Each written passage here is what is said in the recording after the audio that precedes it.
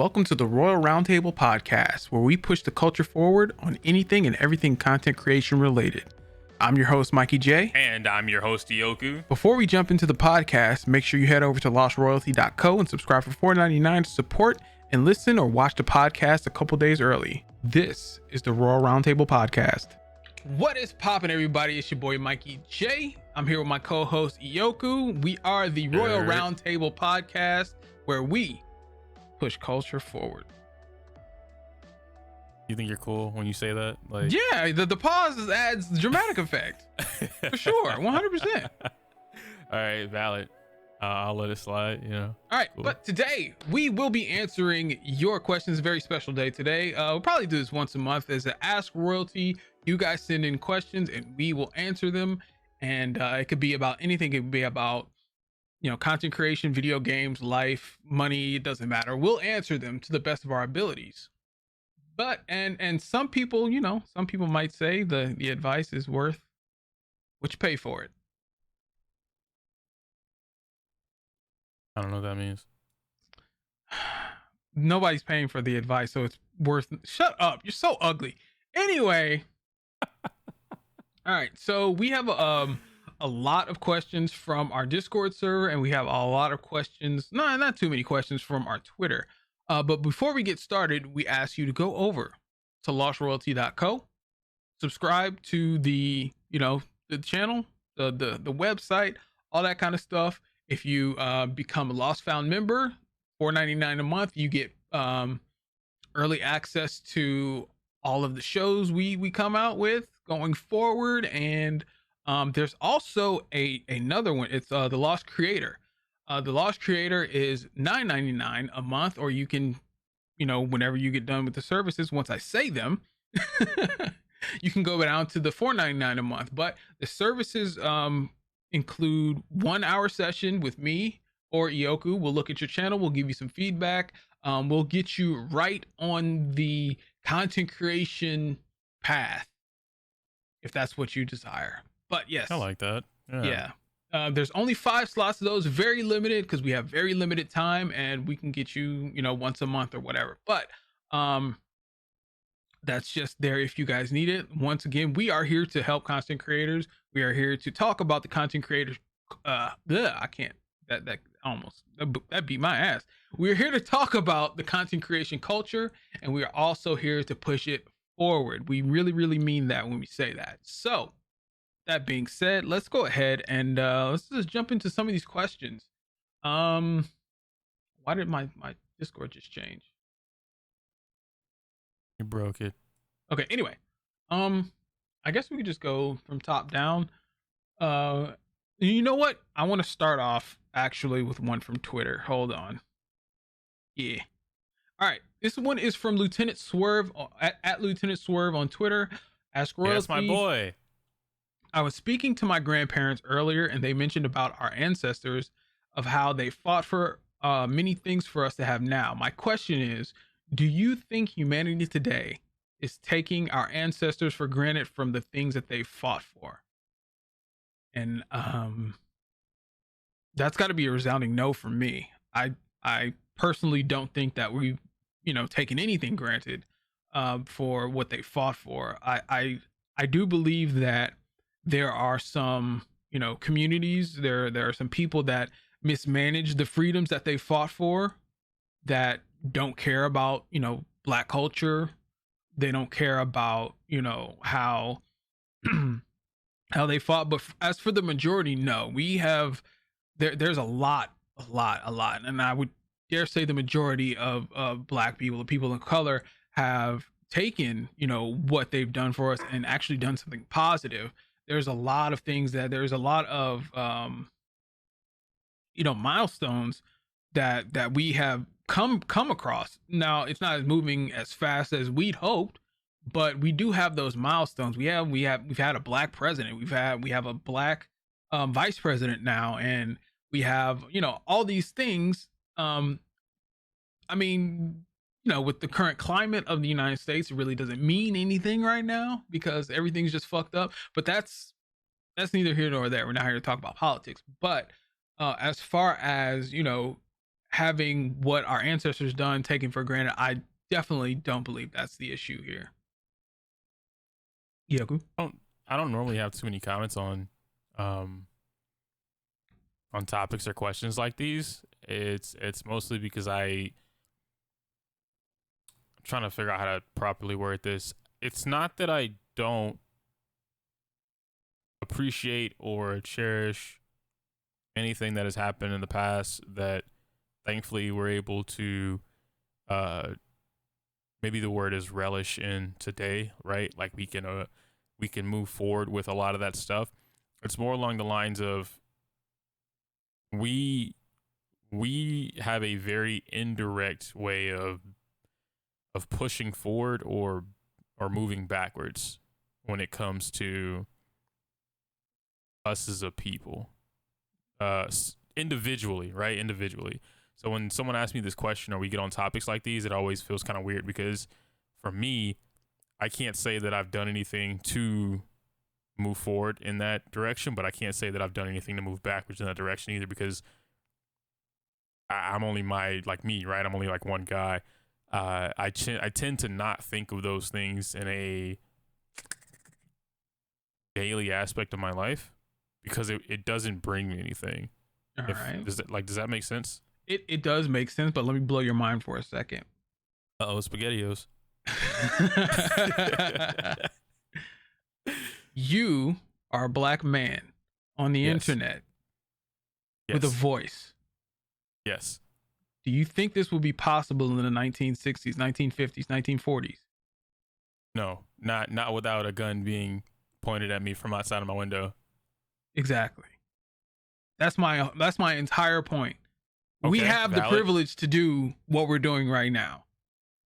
And yeah, okay, I agree with that. Definitely. And we definitely don't take it for granted. And we see like we have all these things every single day that our people fought for. You know what I'm saying? Mm-hmm. And I guess you can say we take them for granted, but do we really though? Like, cause we're utilizing these things. We're not sitting at the back of the bus anymore. We're not, even though, we get shot down in the streets every day by each other. We get shot down, by police officers and all that kind of stuff. But for the majority of, when people aren't dying, we're taking advantage of the things that people have fought for us in the past. So no, for sure, we're not taking them for granted. But when life comes at us in the way that it does, it's easy to overlook those things because they've come so natural, which is a byproduct of the fight. So these things that we seemingly have taken for granted are, I would dare say it's what they wanted. We don't have to fight to sit in the front of the bus. We don't have to fight to get our voice out here because, first of all, the internet has made that very easy to do for anybody. And like it would be crazy if they just said no, niggas can't have internet, and then we wouldn't be able to do the shit, Yeah. So who stays in that house again? One black. Oh, one black is enough. No. They don't need faster internet. No AT&T for those Negroes. Can't have that. Did you mention fiber? Fiber for the coloreds? I don't think so.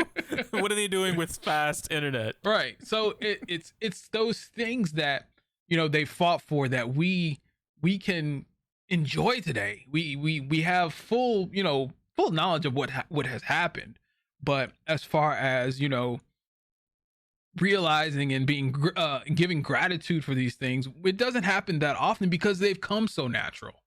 Right. It's become it's a part of our culture. So I mean, in that respect, I think that's the highest honor that we could give them, is just to utilize the privileges that we've had from what they fought for. That's fair. That's valid. All right. I see. All right. You want to ask a question or read a question? Yeah, but you never gave me the link. Look in the Discord. Oh, we're going from the Discord first? Eddie.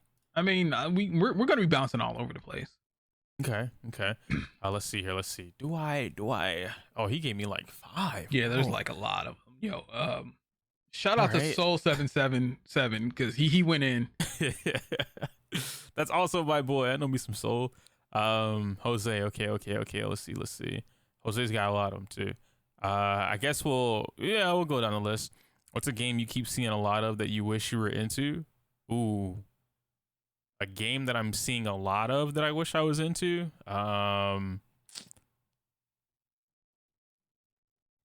Fortnite. Oddly enough, like no building anymore. Yeah, the no builds look really fucking attractive.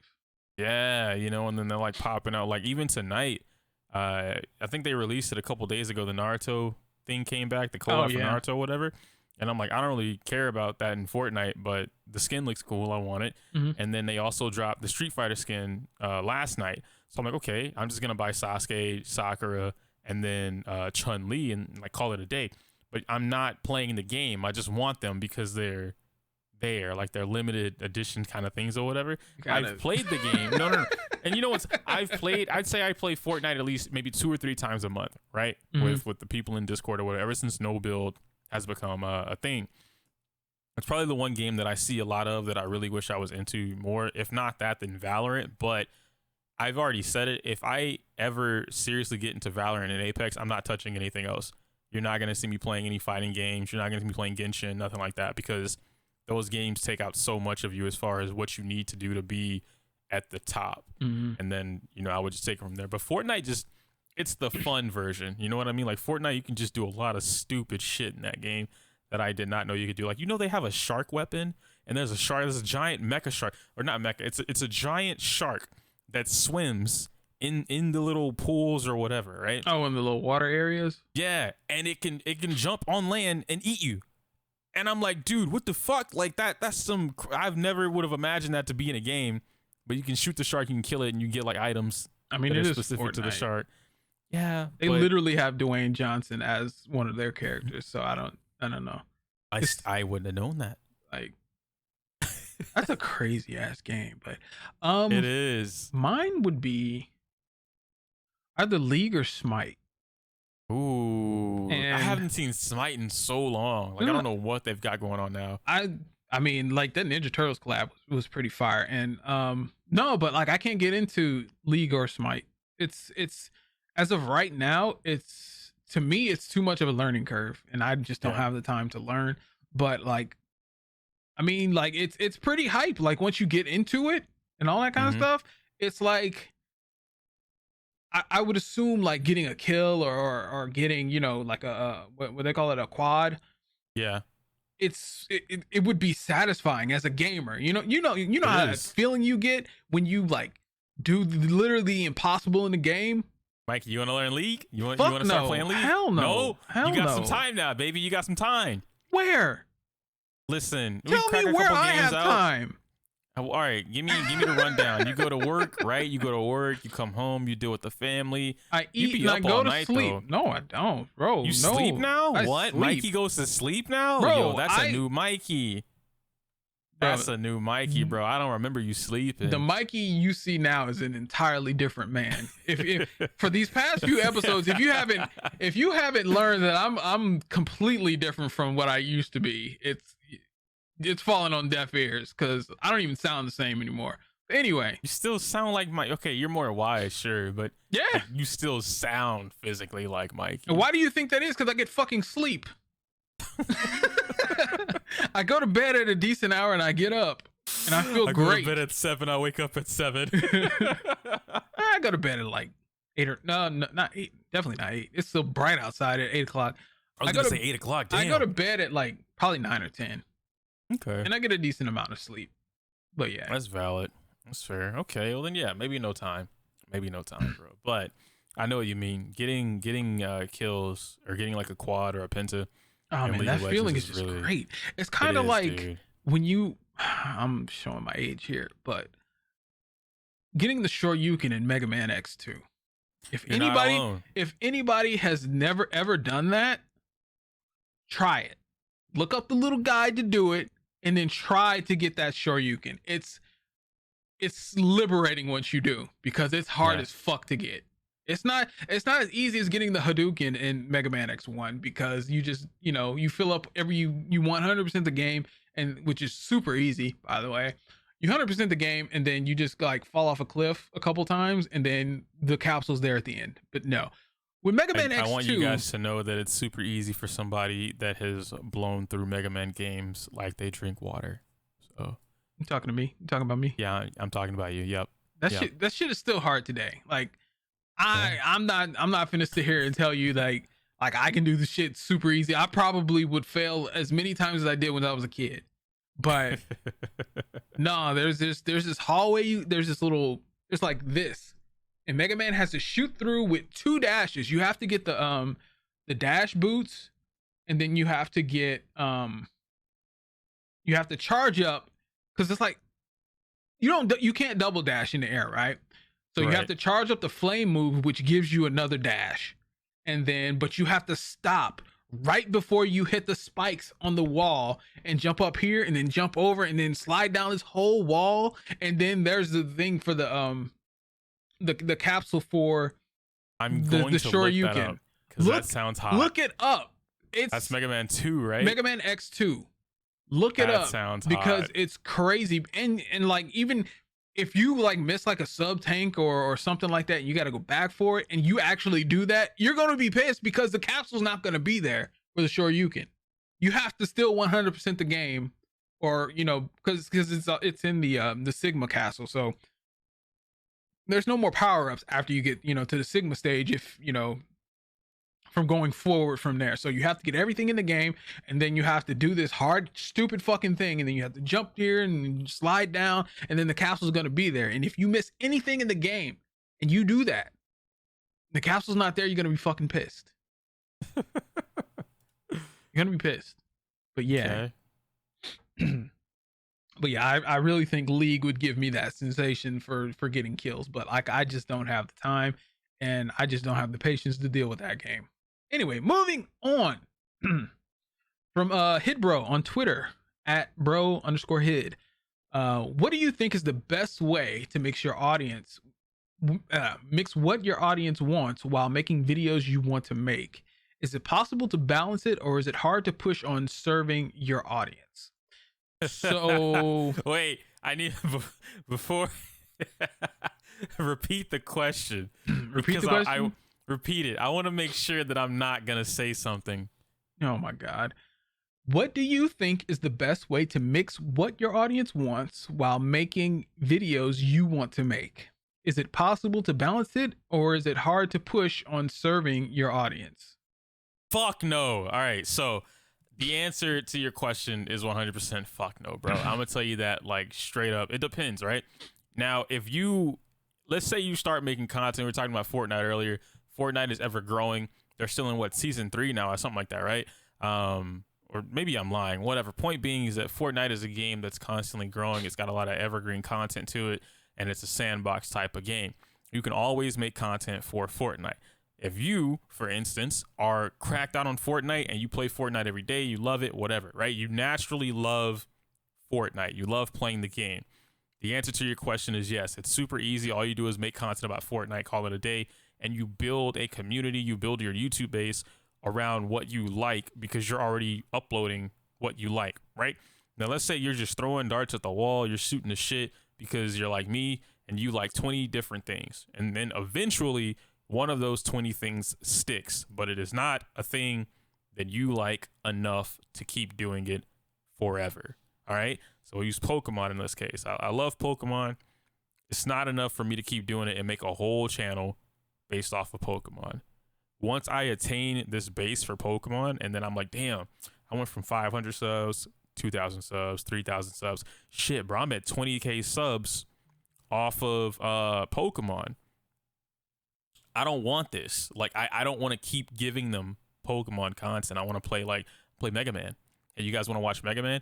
Out of the 20K subs, I'll get 500 that say yeah. And then the 19,000 will be like, no existence, no answer. But they definitely won't watch it. So there's a from experience, I can tell you that it's not easy. And 500 is a stretch. That's why I looked the way that I did when you said 500. That's maybe not like even 5. That's not even close to that number. 5 maybe. Out of 20K, yeah, you're not getting that much. But Uh, my answer to that is it is possible. It is actually very possible. Now, just know that whatever you decide to branch out on or do the content that you make on, I mean, I want to phrase this correctly because success is within the eye of the beholder. Like 100 subs could be very successful to somebody just starting out, but mhm. but what I say is I would say you have certain types of content that you get your normal views on. And I think I told this to Ioku or somebody in one of the discords I'm in. You have, regular content that your regulars come and see, right? And I would dare say like that content that you make is, for lack of a better word, brain dead. Like you'd be able to pump out maybe 4, 5, 6, 7 episodes or fill up a month's worth of content within a couple of days, and then you put that on the back burner, right? You upload those, you title tag those, you basically burn a whole day doing all of that just to get the month out of the way. From there, that's when you focus on the content that you want to make. Yeah. That's the time where you want to be very creative, you want to be very risky, you want to take risk, you want to be out of the ordinary with that kind of content. That's the content that you want to take your time on. And 9 times out of 10, that content that you take your time on is not going to pay off, and sometimes it does. Say for Mhm. instance, you're within the let's just say Pokemon realm, because that's something that we're all familiar with. You're in the Pokemon realm, and um you have like a let's play going up or whatever, and then you have like 20, or not, I ain't gonna go that far, about 7, 8, or 9 episodes already done. From there, that's when you start working on what you want to work on, what showcases your talents as a content creator. From there, you probably make like a, I don't fucking know, like a top 5 video or some shit like that. Something really out of the ordinary that you really had, set on your mind. You work really, really hard, and sometimes it can blow up. Sometimes it'll just be one of those pieces that you're proud of yourself in. You've done all this editing, and you've done this and that and the other, and it looks really good, and it's very sound to you, and you put it out there, and sometimes it's received well, sometimes it isn't. But that's the time that you take to hone your own craft. And then with those types of videos, you can implement a different editing style into your regular brain dead videos, because what happens there is you're learning your craft more than most people, actually, because there's a lot of people who just put out anything and everything every single day, and they never change up their content. But with taking those side paths, taking those that content that you want to do, that you want to put out, it hones your craft. So at some time, those two editing styles or those two types of media will meet in the middle, and then Mhm. more people will look to that style rather than what the content is. And that's when you mix that's when more people will look towards your personality rather than what the content is, or what the niche is. And once that happens is when content really starts to take off for you. But for people who are just starting out, or people who are really even seasoned, try that out. Like just bulk record a lot of stuff, and then for one day, and then like set aside some time for the rest of the week to dig deep into something that you're really passionate about.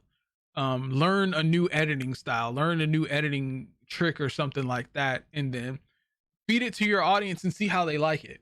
If they like it, great, keep doing that. If not, still put some of what you learned in that off, that side content into your main content, and get I guess what a flow going within that. Because like if you add a little spice to what's regular, each and every time, your content overall will get better. So that's just my 2 cents on that. So I do believe it is, but it's not easy. It's not easy for it to be successful, but you can do it. I see where you're coming from. Yeah. Yeah, I see where you're coming from. It's gonna take a long time, or really, really, really lucky. But I get what you mean there. Yeah. That's valid. That's definitely valid. Yeah, that's really how you evolve. All right, go ahead, read off the next one. All right. So this one's from Solus here. If I was gonna say cost pod. Wow. You need to go back to school? Podcast. No, dude. I've been driving all day. I've been in the car all day, man. So if the podcast were to blow up and could bring any guest, I can bring any guest that I want to, celebrity, any content creator, anyone alive. What are some guests you could or you would like to bring onto the podcast and why? So I guess I'd have a different answer for both of those categories, right? Any content creator, any celebrity. Obviously anyone alive would fall under both of those. I don't really think that separates the two. So celebrities I will do last because maybe. Content creators, easy. The two that I would bring on that we haven't already mentioned would have to be Corey Kenshin and Berleezy. Corey being because as much as we all love Corey and his content, his editing style, and I would love to really dig into how he goes about making his videos, his edits, what goes through the process of his head when he's doing that kind of stuff. Mm-hmm. I really want to sit down and go through the side that nobody that's not close to him in life knows about, which is the personal struggle with why do you take so many breaks? You know, what keeps you from being super productive or active on YouTube consistently? Why is it that you need these month-long breaks? What happened? You know, what's going on with college when you wanted to finish that? Like, there's so many questions I would like to ask just about him and his personal life because it really digs into what we don't talk about as content creators, like the stuff that you don't see as a viewer, but you see it when we're gone. You know what I mean? Like nobody's questioning. There's always questions when he leaves. You know, it's like what happened, what's going on. But when he's here, it's like, all right, cool. Like of course, you have people now and they're concerned, business as usual. Right, but like when he's here, it's always just like, oh shit, when's the next video, bro? Damn, you uploaded this 35-minute video that you just spent 9 hours editing, and you're already doing another one. When's the next video? And it's like, all right, when he's gone again, then what? You guys, man, he should have taken breaks. So why'd you guys keep telling him to give more videos? It's like, nah, like all of y'all kind of did that, but that's what I would like to talk to him about more so than his content as a whole. And I think that would just be a banger of a podcast and a conversation and an eye opener for a lot of us, both viewers and content creators specifically. As far as Berleezy goes, it's almost like the complete opposite of that, right? With Berleezy, I want to dig into his content. I want to know, like, damn, dude, you went from doing something that you were a kid, you loved it at the time, roasting cartoons, just roasting shit, having a good laugh, into growing up, becoming an adult, and you're like, that's not really me anymore. Like, I'll still roast something, but that's not the type of content that I want to make anymore. And he transitioned, just like Mikey said earlier, into something that you would have never put the two together. He does video games now, and he's super successful. You went from already he was already set up to be successful in life. That's something that people have to, really take into consideration, right? Content was just like, that was an afterthought for him, and it just happened to work, so he did it. Mans was already going to graduate college. He was already, hitting top of his marks, so he was going to get where he needed to go based off of that alone. But content creation tripled that so much more. He was able to do everything almost immediately compared to finish, and he still graduated, mind you. He was able to do all of that immediately, right? Even within college, but he had so much self-discipline, and he's like, I'm going to wait until I graduate, then we can get the party started. He graduated, he started everything. It's like, all right, damn, that was really nice. Bought his mom, I think it was her own house, right? Or he got her a business and a house, but he completely treated his mom. He helped his sister start up her own company, and he's really he's become, I don't know anything about his father in his life, and I don't want to make any assessments, but he's become the man in, his immediate household, right? He's the one, I don't want to say putting food on the table, but he has put himself in such a position to where anyone in his circle does not have to worry about eating. Like, hey man, you got it, I got it, you're good, you know. And that's such a, as a black man, a young black man, that's such a position that a lot of us want to be in. Not even just as a content creator, it's just something that we want to do.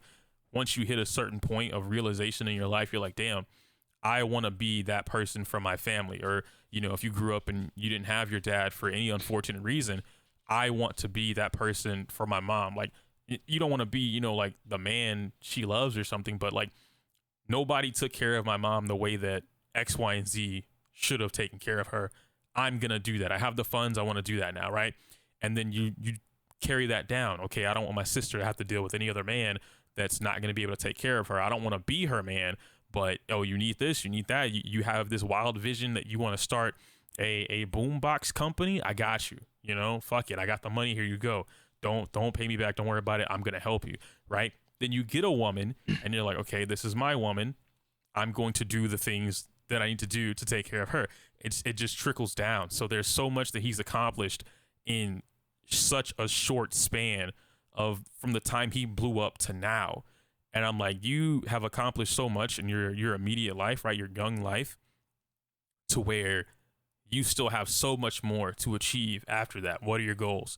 What are your plans? How far are you going to take content creation? Mm-hmm. What do you want to do with this? You know, like, are you still editing your own videos from time to time? Are you full on paying an editor to do these things? How far do you want to take the Berleezy brand? There's a lot of that I would just love to sit down and talk with him about, because, again, another eye opener, but it really shows you two different spectrums of content creation that I think are just amazing, you know?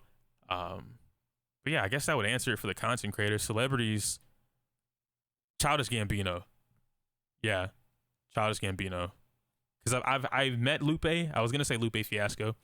I've met Lupe. It was a hit or miss meeting. I've seen a lot of. What the fuck? How do you just say that? Like, what the fuck? All right, okay, because I think it was just the moment that I met him, right? But Lupe has been my favorite hip hop artist, right? He's my favorite hip hop artist since he released Kick Push, and I heard it on, I want to say it was like, it wasn't even a skateboarding game. It was SSX Tricky or something, but it was a snowboarding game, and Kick Push was in it. And it would only play on one stage, because I had no idea how to mess with the soundtracks and whatnot. So it would only play on one stage, and I would repeat the stage for at least 2 hours every day, and it would just play Kick Push for like 2 hours every day. And so I eventually learned how to find albums and everything else like that, and then I got a hold of Food and Liquor, and that was it. So that is by far my favorite album. If anybody ever asked that, like, it's Food and Liquor, right? And so it had a lot of value to me. Skipping that, Kick Push, I feel resonates with a lot of my early childhood. Not childhood, me becoming a young adult, right? Like teenage, going into like the not mid 20s, early 20s and stuff like that. I feel like Kick Push has a lot of that. So it resonated with me. It's favorite song. I met him at, I want to say it was Evo. I don't remember which Evo it was, but it was his first Evo that he publicly went to and announced he was going to. But nobody knew when he was coming. So he shows up after the first night of everybody playing pools, and he's just there kicking it, you know, hanging out with like Daigo and K-Brad, all the big top names, right? And so, of course, everyone is crowding him like, oh, shit, it's a celebrity. It's Lupe, blah, blah, blah. But I was the last one to see him because I didn't know he was there until I'm leaving. I'm playing matches. I'm leaving. And I see him, and I'm like, is that Lupe? And my friend was with me. He's like, that's Lupe. And I'm like, I don't want to be that guy and go ask him because he looks like he's crowded for an autograph, you know? And I was like, I don't want an autograph. I just want to talk. So they encouraged me to go talk. I went to go talk. He didn't want to talk. So I was like, can I at least get a picture? And he's like, I got you. And that was kind of it. And so I'm like, damn, it kind of feels like he was just shrugging me off. But I was younger then, and I didn't really take into account him being bombarded with so much there. All right, because nigga, you ain't special. Yeah, so that's why I was like, it's 50-50. It's a 50-50 for me, right? It was like a 50-50 meeting. So that nigga woke up on Super. Get the fuck out of here. You're right, but that's all it was, bro. I would love to like have a proper sit down with him if you ever had it, right? Because he's still my favorite. But following him would be Gambino, and Gambino is my favorite for a number of reasons, or second favorite for a number of reasons. But I would just like to sit down and talk with him because he has a different upbringing, a different mentality on a lot of things compared to a lot of people that do expose themselves in the hip hop game and the rap game. And just the way he processes his thoughts. You know, you would think he's high all the time when he's talking to people during these interviews, but he's not. It's just he's on such a different plane of this is how I think because of X, Y, and Z. And I'm like, I want to talk with you just to learn like why you think. I want to pick your brain. So that would be my celebrity, and that would be my content creator choices. Okay. What about you, Mikey? Me, honestly, for content creator would be Tectone. Yes. Techie Wecky? I would love to sit down and have a conversation with Tectone, just because of his story. Like at one point, like the man was homeless and and in debt. I think it was like $60K in debt. Yeah, he was in debt. Like the gotcha game got him. The gotcha games got him. But I guess you want to know like how he escaped. Yeah, and well, not necessarily how he escaped, but just like picking his brain, seeing what that meant, what that time was. You know what I'm saying? Yeah.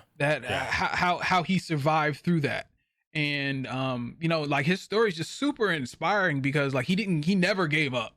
Like I was with him from when he did, you know, it was the Arc Knights, right? It was way before Arc Knights. Oh shit. What was that gotcha game that was like Epic 7? Summoner's War. Okay. Started off with Summoner's War, then he went to Epic 7, and then he did all these one-offs on all these other, you know, all these other gotcha games, but like he kept at it. Like, I mean, it's insane for, you know, somebody to keep putting that kind of money in the gotcha. So let me pause you real quick because now I'm heavily intrigued because I didn't know that about. I thought Tectone started slightly before Genshin with Arc Knights. No. He's been around. I thought he was an Arc Knights guy, but once you said Epic 7, I'm like, damn, you've been rocking with him for a minute. No. He did Summoner's War. He did Epic 7. He did a bunch of like little miscellaneous ones in between. That was and it was like each and every time it happened. Like those were like really big. And he did Sino Alice. Each and every time it was like the coming of Jesus with him. Like this was going to be the game to put him on the map. This was going to be the game to put him on the map. This was going to be the game to put him on the map. And then once those games, like they fell off and they weren't as popular, it's like, damn, he keeps putting himself in this hole. And then Genshin comes out. So like everybody's hyped about Genshin. Everybody's loving Genshin. It's an extremely different type of gotcha game, but it's still gotcha. Genshin so that's saved that man's that's life. In his wheelhouse. Yes, Genshin 100% saved this man's life and put him on a path to success that blew him out of the water. Yes. Like I you know what? Yeah, I'm not changing my answers, but I think I'm gonna try and work some. I'm gonna see what I can do and try and get him on. Yeah, just to hear that story would be absolutely amazing. Because that now that you mentioned it, I'm like, I actually want to know that. How did you? Because logically, why would you keep doing it? You know what I mean? Like if Summoner's War, if Epic 7, if they put you in debt, they put you in the tank, and you weren't receiving whatever it was from, you know, YouTube or from your viewers, whatever the case may be, why would you keep putting money? Where were you getting the money to put into these games? So, yeah, no, you're right. Listen, anybody listening to this, if you guys are in Tectone's community and y'all can work some magic, ask him if he's down for it. I mean, I'll probably just hit him up and see what's up. It's like, okay. Hey, I mean, I know how to talk to people, you know. Shit, you're right. But yeah, like that would be super interesting to hear. And I mean, if we do happen to get Tectone, if this reaches, you know, Tectone's community, what's up, man? Come on to the podcast. Let's talk about it. But Max, that's a story right there. I like that. Yeah, for sure. If not Tectone for celebrity, Dave Chappelle, 100%.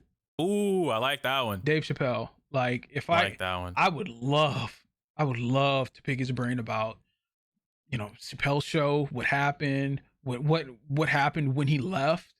Mm-hmm. You know, what enlightenment he got, because he came back a totally different person. Yeah. Like I want to know about that transformation and all that I'm very intrigued about people's transformations because I know about transformations. Mm-hmm. Because Shit, 2018 was a very transformative year for me. So like I was looking at divorce and shit and all that kind of shit, but we're past that. But like I'm just very intrigued with people's transformations and how they got out of the quote unquote sunken place. So I love stories like that, and most of it has to do with like faith and just like believing in yourself and maybe even a higher power. But um a lot of that is just it's inspiring and amazing to me. I would love to hear. I love hearing those types of stories. So for sure, Tectone and Dave Chappelle for me, for real, for real. Definitely some strong, solid answers. All right, I'm not gonna answer this question about fucking Pokemon. Well, that's just not what we're fucking doing today. We have a question about Pokemon. Yes. Just wait, what is it? I want to know what it is. If you could come up with an evil team for Pokemon Scarlet and Violet, how would you implement them into the story, and what would be their goals? We're not doing that. No. don't even try.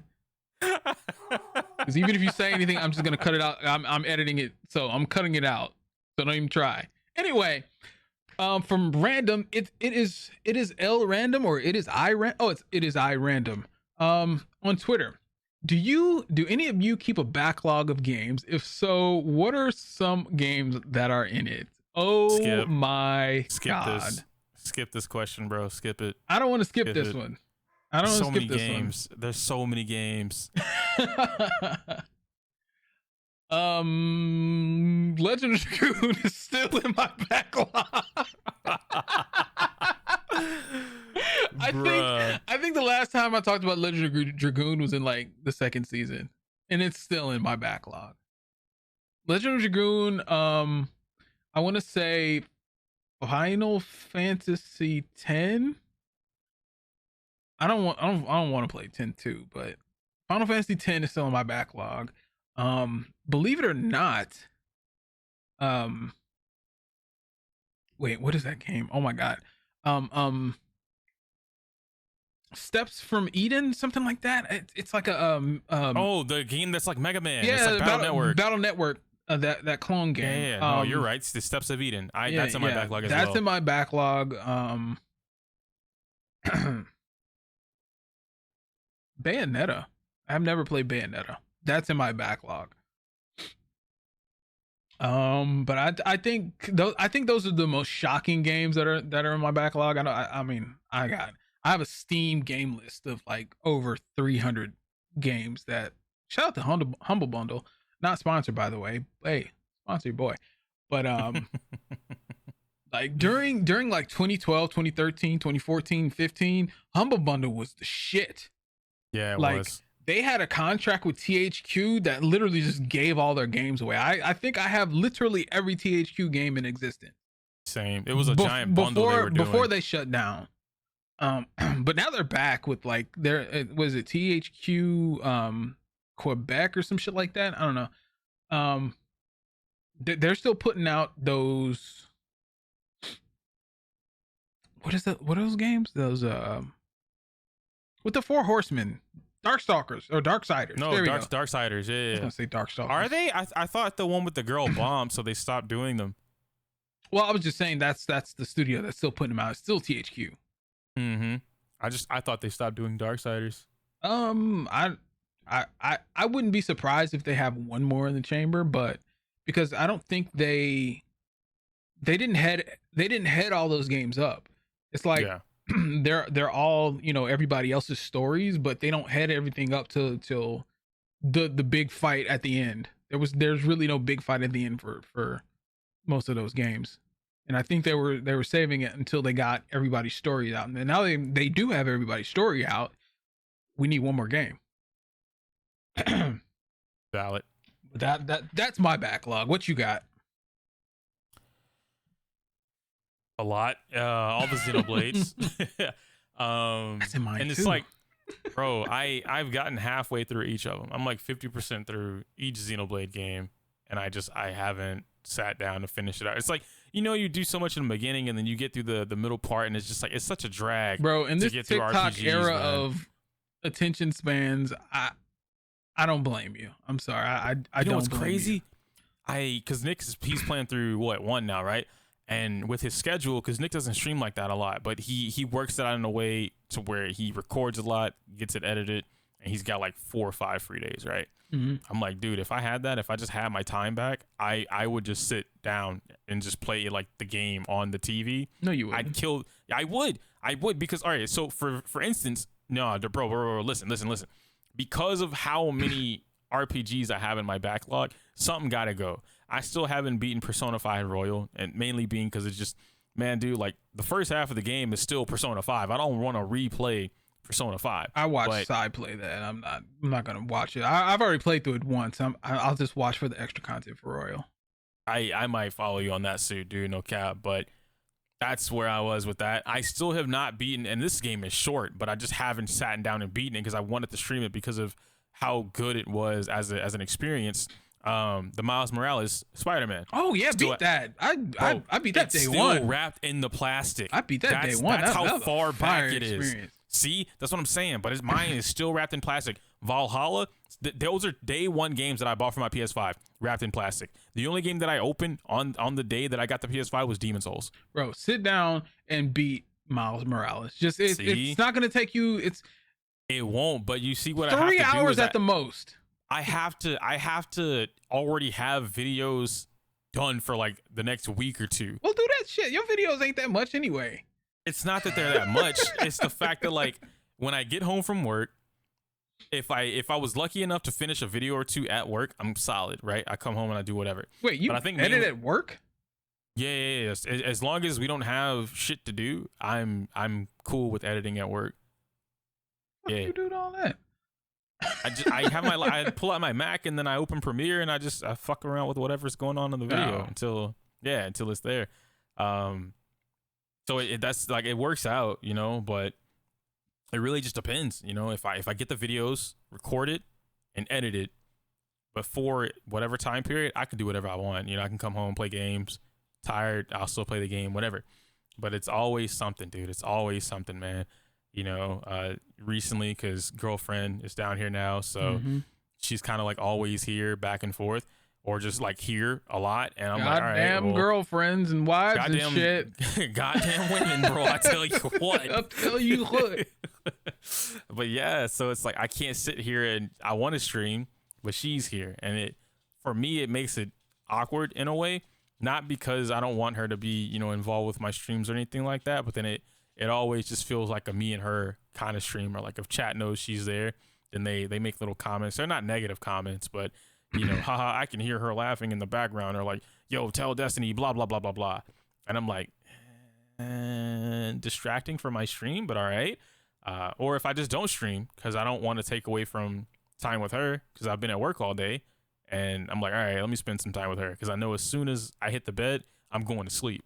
So that's a bold thing to say. Yeah. You want me to edit that out? What you mean, bro? What you mean, bro? You know, just being an honest, good law-abiding citizen. All right. I think you'd probably get more engagement if you two engaged in the stream, but that's just me. So everyone says that. I think you know what? It might just be a me thing then.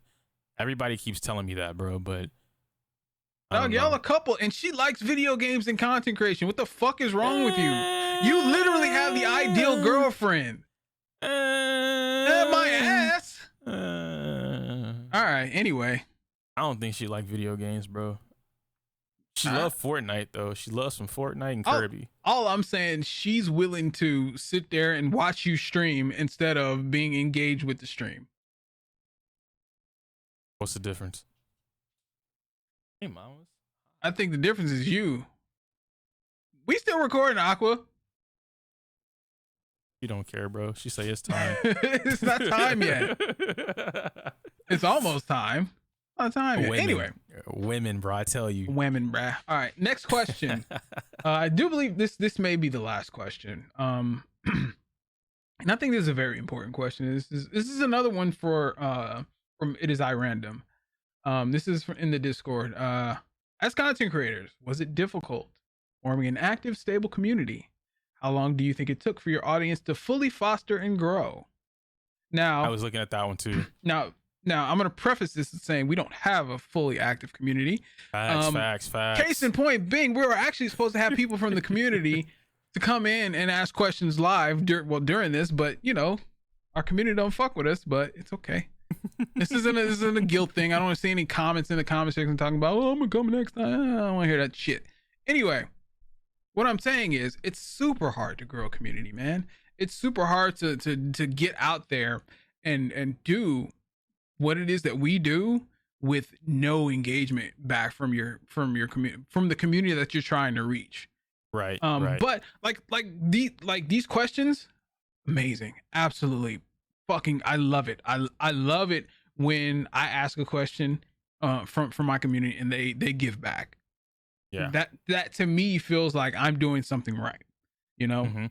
That's how I feel about I guess yeah, it's the podcast. I'm not sure about. So I recently started a whole different channel that was a secret until I'm talking about it now. Like basically until this weekend, right? Only a select few people knew that I was working on this channel. Like Nick, but he didn't know a lot of it. He just knew that I was doing something. I told Mikey, I think about a week or so ago, maybe. Mhm. And then a few of the people in my Discord who they were around whenever I played Genshin Impact, and they just happened to stay with like, I guess what you can consider the Yoku community, right? Like the Velvet Room, if you will. They stayed there. So even though they didn't watch fighting game content because they don't fuck with fighting games like that, they still fuck with me. So they were in like calls or streams or whatever. And when I got into Elden Ring, they were there for that because that's what they wanted. They wanted more of me and not me teaching people fighting games. So as I made this second channel and I gave it a month, I took Mikey's advice and I was like, you know what, I'm just throw it up. And after a month, then I'll look at everything and see where we are. And surprisingly, after a solid month, I came in with a plan. I set up 3 vids a week. Still no short yet. I'm going to work on that over the weekend, but I came in with 3 vids a week and I just released videos. I knew these videos were either going to blow up or not go anywhere, but I knew they were things that sparked conversation because I like causing controversy and war. So that was kind of what I did. But in between the controversy, I purposely gave it a chance. I started playing Honkai and I had these videos edited, not by me. I paid an editor to edit these videos and make them super razzle dazzle, like high energetic, just something that was very attractive to a new viewer. Those videos took the fuck off on this channel. And I'm like, all right, well, that might be it. In the process of that, there have been so many people who have started commenting to help me with Honkai, with Genshin, just like building shit as a whole. Like, oh man, you like that character? You should do this. Oh, you like this stage? You should do this, so on and so forth. And it's gotten to a point where now they're talking to each other in the comments. So I think to answer that question as far as like building a community goes and giving you all of that in mind, you have to lay down some type of groundwork on what it is that you're aiming to do and then do it, right? So with Genshin, like I said, I like causing controversy. So I made stuff that would cause controversy. I made things that would force people to talk or ignore it altogether. And it worked. When you're making your community and you're basing it around something, it's hard or easy to do one or the other. If you're a very opinionated person like myself, you're going to naturally gather people who share your opinions. But if you're like, I'll just make some funny videos, like I'm an entertaining type of person. I do entertainment. It's very hard to get people to stick. Not because they don't think you're funny or you're good or whatever. It's hard to get them to stick because there's nothing there for them to talk about, right? Like they're not gonna come into your Discord, damn, great video, haha, I saw you played Sonic, bro, I love Sonic, you want to talk about Sonic? Like, nah, they're gonna take your video and then keep it pushing. Next time you upload a video, they may or may not watch that one because they subscribed, and you go from there. But if you keep giving this community that you want to build something to talk about, then they get talking, right? Because people want to talk, bro. They want to have their opinions and they want to be right, or they want to argue. It's really rare that somebody just wants to say something and throw it in the wind, right? Especially on the internet. So you kind of have to pick your battles and then go from there, if you will. But it's hard. It's hard, man. It's hard, especially by yourself. You're editing, you're making the videos, you're doing the thumbnails. You got to add on top of that social media management. You got to add on top of that your Discord. If you don't have mods for a stream or for your Discord, you have to moderate all of that shit by yourself. Yep. So there's so much that goes into building a community that I wouldn't even advise doing that by yourself. I would say, like, bro, get you and 4 or 5 IRL friends and have them help you with whatever. But get people that are willing to help you from the start, and then do whatever you need to, right? Because there's no way you can manage all that shit on your own, man. It's hard as fuck. Not impossible. I wouldn't say all that. I would say it's hard simply because of the fact that, like, again, it just depends on what you're trying to garnish, right? Like, if you're putting a community around, I don't know, fucking Pokemon or whatever, it's whatever. But Pokemon's weird. But if you're building a community, it really just depends, because you have to moderate who's coming in, who's saying what, and if it's happening too fast, hypothetically, you're not able to catch that, especially if you throw on, like, now I have an 8 to 5, right? So I'm working, I'm gone for 8-9 hours a day. I don't know what the fuck is going on my Discord. Next thing I come home and I got a message talking about your Discord has been locked down because, I don't know, fucking lolly porn or some shit. Like, shit, people on the internet are weird. Yeah. So okay, like, somebody's got to be around. I get the moderating aspect, because niggas be nigging, and niggaing. but as far as content creation and running the YouTube channel and all that kind of stuff, I don't necessarily think it's necessary, starting out for sure, to not have like to have like a team behind you. Like, you really have to figure out your own content first before you can instruct somebody to make a video for you. You know what I'm saying? Because sometimes, right, a lot of people have their own editing style, but sometimes when you have a type of, content that people are used to, that person has to edit the way that, that makes you money. Yeah. So they can't put their own flair on it because it's not authentic. So they have to find that sweet spot. But starting out and building and fostering that community, it's a hard road to go alone. It really is a hard road to go alone, but you have to go alone simply because it's tailored to you. That's fair. Yeah. And the reason why I say you have to go alone is because you have to know the ins and outs of your own community. You have to know, like, who's here, who's there. And then from getting to know your community, that's when you can find the people you trust. That's the people, the find you can befriend and all that kind of stuff. So, when adding, you find your team members through that. Mm-hmm. And because I strongly believe that, like, when you foster a community, those are people who have your same interest and they have your same mentality. It's a collective, it's a community. So if they're down for the cause, you can tell. And yeah, I mean, I guess that answers that. But yeah, it's really, really fucking hard to bolster a community. Super hard. And we're working. Bro. Yoku hasn't done shit. I ain't do nothing, bro. What am I getting attacked about now? I didn't do shit. Every time you see a Lost Royalty tweet, it's me. Every time you see, a post, it's me. Listen, bro. You know what it is? Yoku shows up and records, and that's it. He may fire off a suggestion for a guest here and there, but no, everything is me, man. Bro, you told me that you were gonna handle all of that, and even though I'm not against helping you, you were like, "Nah, I got it," because I have a vision. I'm gonna do it. No, so yeah, I let you rock. I'm not gonna throw Yoku under the bus. I did say all that. But like, it's hard, man. It really is hard. Like having a 9-to-5 and then trying to get all this stuff out. It's pretty tough. Like, smartphones are godsend, because like I can do half of this stuff from my phone, but like once editing comes in and getting people to give me their the files from audios and all that kind of stuff, it's a little tough, man. But going forward, I had to burp if you didn't know that. going forward, we're going to be looking for mods for our Discord. We're going to be looking for, cool people that just hang out in the Discord and all that kind of stuff. We really want to bolster this community, and we really think that, Lost Royalty community is something that could be huge, because from all the gaming / content creation podcasts, nobody is doing it like us. Nobody is having these conversations, and nobody is real and as genuine as, from what we talk about.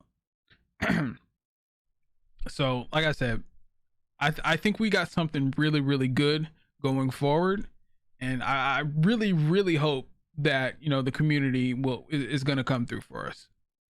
Definitely. And if you guys play Monster Hunter, because Sunbreak comes out this week, join so you can play Monster Hunter, and we can force Mikey to play Monster Hunter.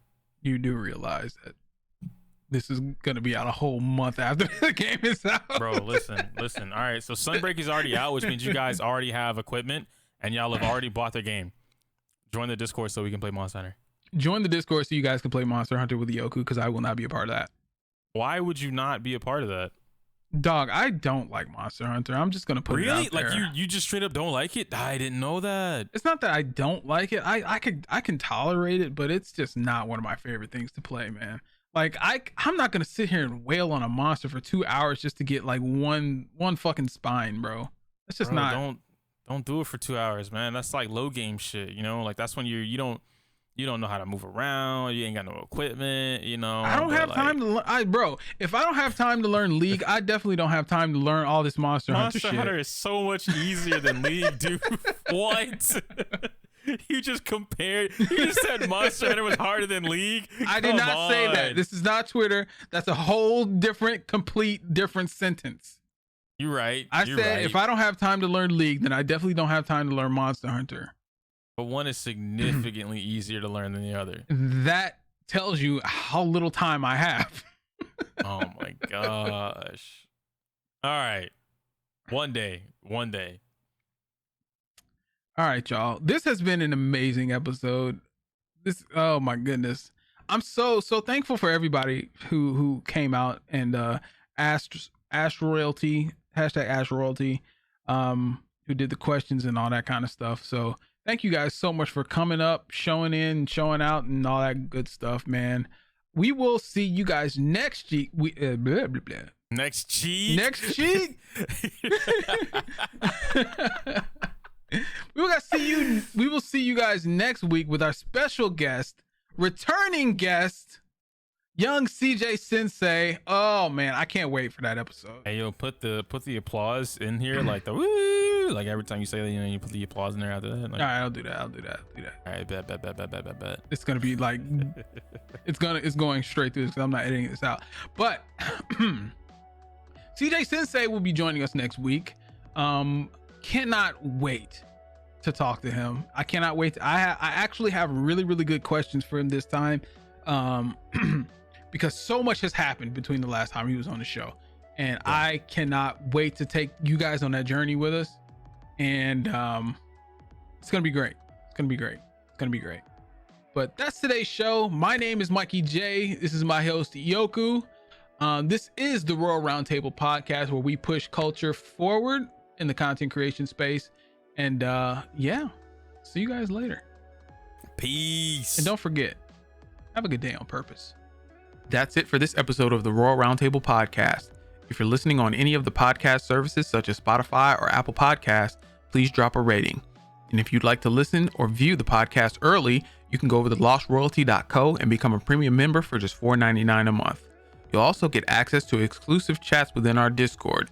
Discord link will be included in the show notes below. The Royal Roundtable podcast is produced by Mikey J and Sacred Almighty. Executive produced by Yoku. Video and sound by Mikey J. Intro song is by Zenbuster Music. Social media links to Royal Roundtable podcast and all crew will be included in the show notes. Thanks for listening.